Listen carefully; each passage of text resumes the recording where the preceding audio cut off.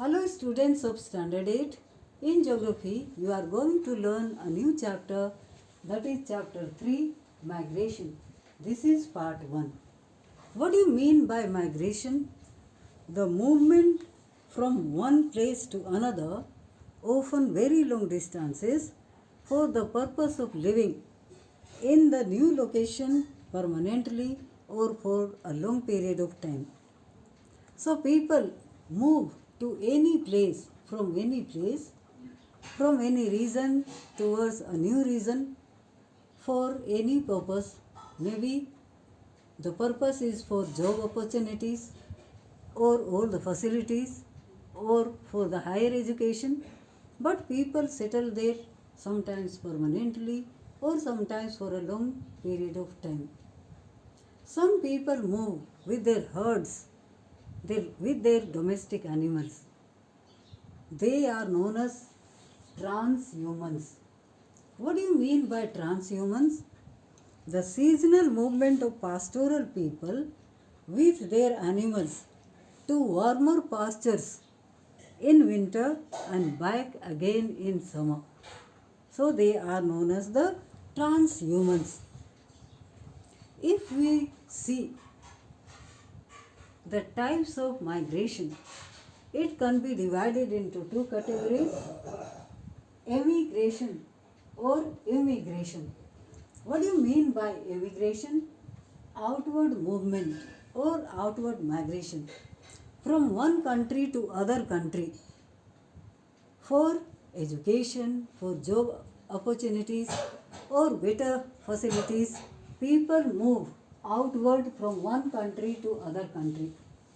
Second is immigration, inward movement.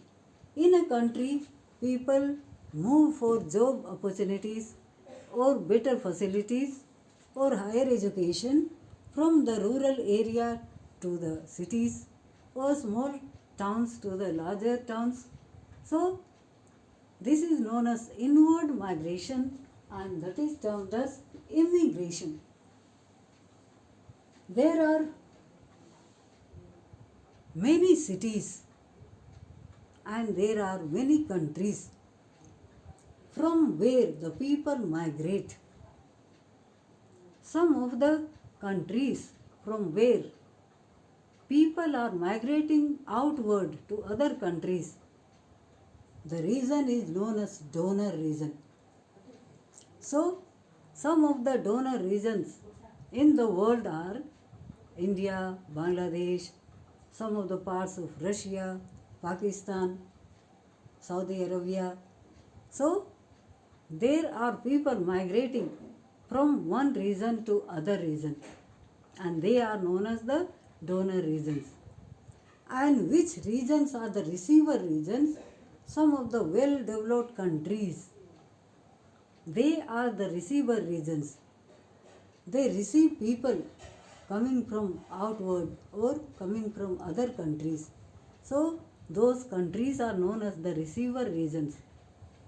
Some well developed countries are USA, China, Japan, also some of the European countries are the receiver countries. If we see the movement of people or migration of people, it can be also divided into two groups: internal migration and international migration. What do you mean by internal migration? Migration which takes place in a region, in a country, from one area to other area, from one state to other state, from one city to other city, for job opportunities or for higher education or for better facilities.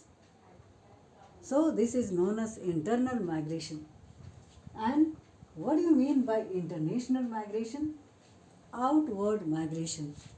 It can be divided into two categories: intercontinental migration and intracontinental migration.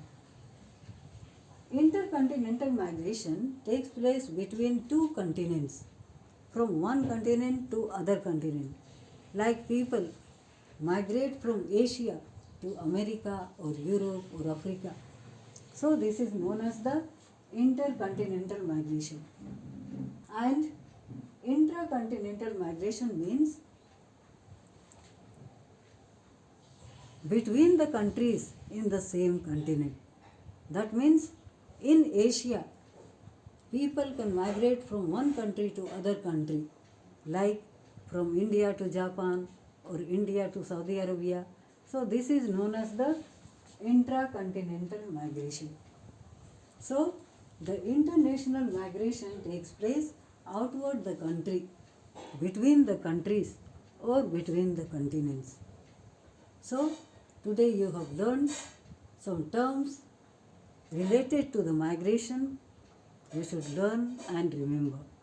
Thank you.